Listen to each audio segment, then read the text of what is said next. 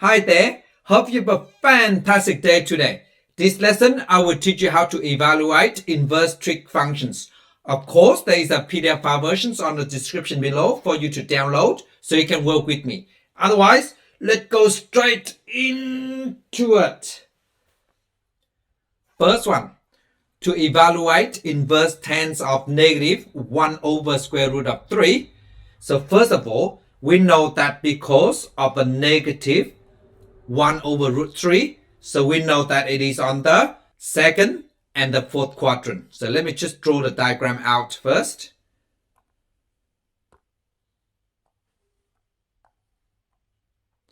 So it is on the second and the fourth quadrant because 10 is negative.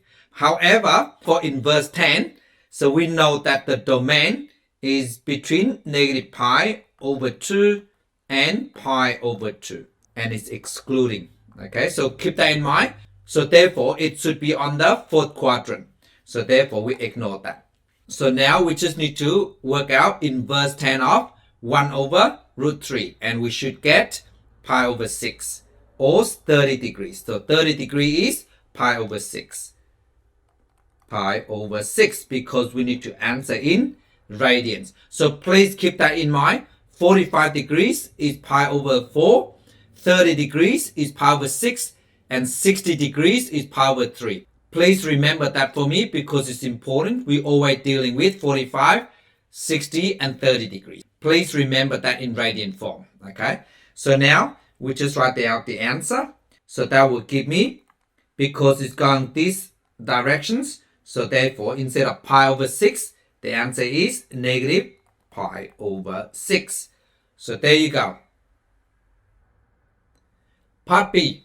So cos inverse of negative root 3 over 2. So negative root 3 over 2. So for cos, it is on the second and the third quadrant. So let me just draw the diagram out.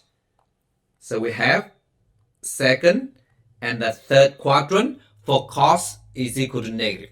So then we need to know that for the domain for inverse cos, so the domain for inverse cos is between 0 and pi. So therefore, we can ignore this quadrant here. So the only quadrant is second quadrant. So the answer should be from here to here. And we need to work out the reference angle. So all you need to do is just go inverse cos of root 3 over 2. So if you do that, it will give you 30 degrees. And we know that 30 degrees is pi over 6. So the reference angle is pi over 6. So now to work out the angle, so therefore, so this is the answer. So this angle here. Because cos inverse is between 0 and pi for the domain. Okay. So now this answer here, it just go 1 pi minus pi over 6. It's just like 1 minus 1 over 6. So that give me 5 over 6. So that is 5 pi over 6. So there you go. So now that will give me 5 pi over 6. So there you go. Part C. So sine inverse of a half. Now because of a half that is positive, so for sine, it should be on the first and the second quadrant. So let me just draw the diagram out. So this is, so in the first and the second quadrant for positive sine. Again, we need to know the domain for the inverse sine of angle theta. Again, we need to know the domain for the inverse sine. And the domain for the inverse sine is between negative pi over 2 and pi over 2. So and inclusive. Okay, that is for the domain. So therefore, the answer should be on the first quadrant. So we can ignore this. And we just need to find the angle here because the reference angle is also equal to the answer. So therefore, we just go inverse sine of a half. So that should give me 30 degrees. And 30 degrees is pi over 6. So we just write this down. Okay, so this is the angle and this is the answer as well. So that give me pi over 6. So there you go. Part D. So cos inverse of negative 1 over 2.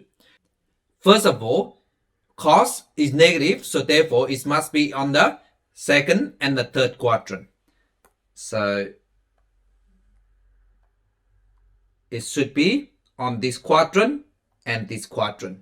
But then because for the domain for inverse cos, it should be between 0 and pi. So therefore, the answer should be from here to here. And we can ignore that. So therefore, we need to find the reference angle or acute angle if you like. This angle here, it just simply put in the calculator cos inverse of 0.5 or a half. And you should know that it is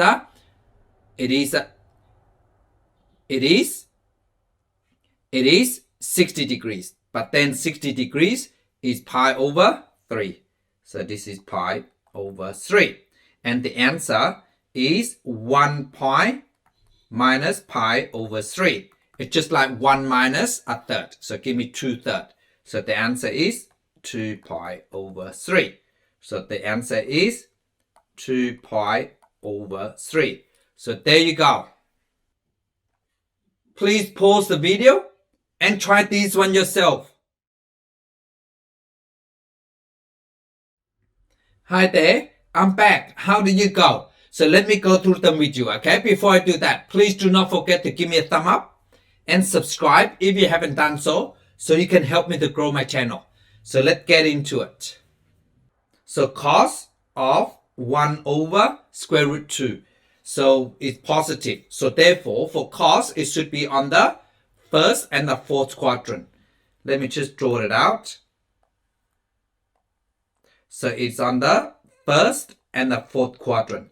But then the domain for inverse cos is between 0 and pi.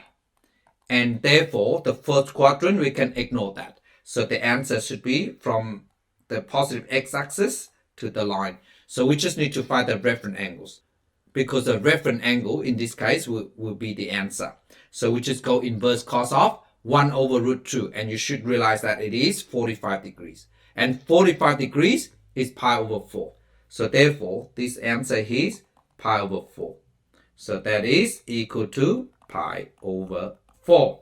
So there you go. First one, tan inverse of negative square root 3. So for negative tan, so it should be on the second and the fourth quadrant.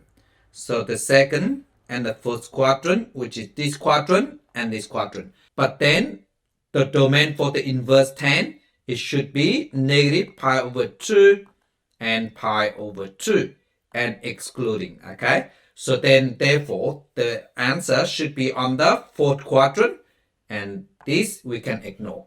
So what I do, I just find the reference angle first or acute angle if you like. So simply you can just put inverse tan of root 3 onto your calculator. You should get 60 degrees or pi over 3 because 60 degrees is pi over 3.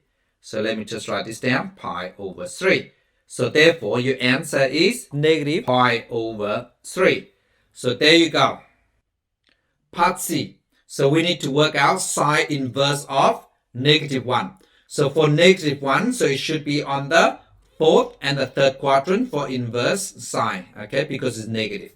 So it's in this quadrant and that quadrant. But then to work out the reference angle, you just go inverse sine of 1. It should give you 90 degrees. So therefore, it's right on the y-axis here. Okay, so right here. So 90 degrees. Just keep that in mind. But then the domain for inverse sine is between negative pi over 2 and then pi over 2. Inclusive, okay? So then, therefore, the answer should be negative pi over 2.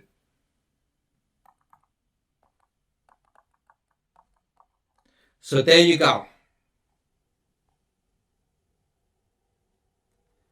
Last one.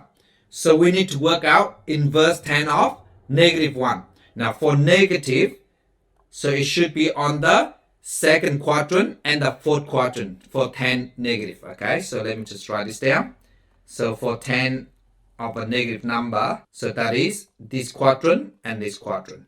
But then we need to know that for the domain of inverse tan, it should be between negative pi over 2 and pi over 2.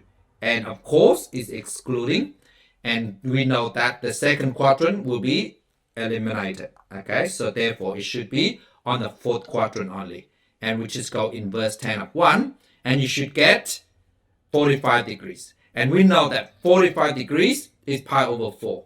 So the reference angle is pi over 4. So therefore the answer is, because we have to measure from the positive axis, either go clockwise or anti-clockwise. So anti-clockwise will be positive and clockwise will be negative. Okay, so therefore the answer is should be negative pi over 4. There you go. I hope you got all of them correct, and thank you so much for watching. Bye.